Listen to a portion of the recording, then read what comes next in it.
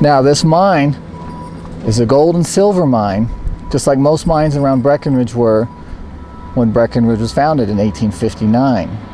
However, the Country Boy mine is a little bit unique in that it has a lot of lead and zinc in its ore structure as well. During the early 1900s, lots of gold mines and silver mines started to shut down because gold and silver dropped dramatically in value. But because this contained lead and zinc, the government was issuing war bonds to help subsidize miners that could produce that material. They needed this material to fund the war effort.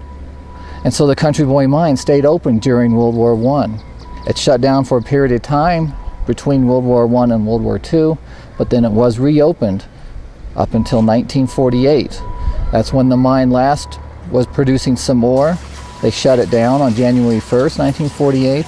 And they were waiting for the economic conditions to change, to come back and mine the ore that's still back here today. And that never did happen.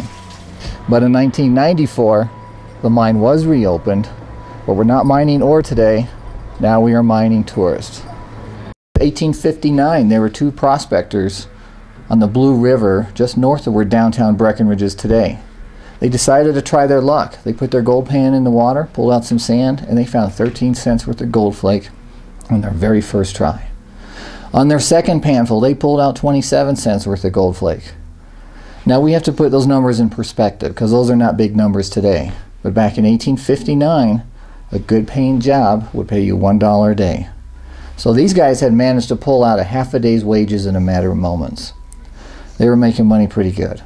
Word got out and the gold rush of 1859 was on. And within just a few years, there were over 8,000 prospectors in Breckenridge, in Summit County, all pursuing that American dream and trying to get rich finding gold.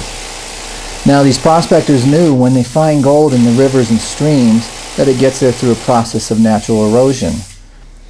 Over the millions of years, these ore bodies get exposed to the surface and they start eroding.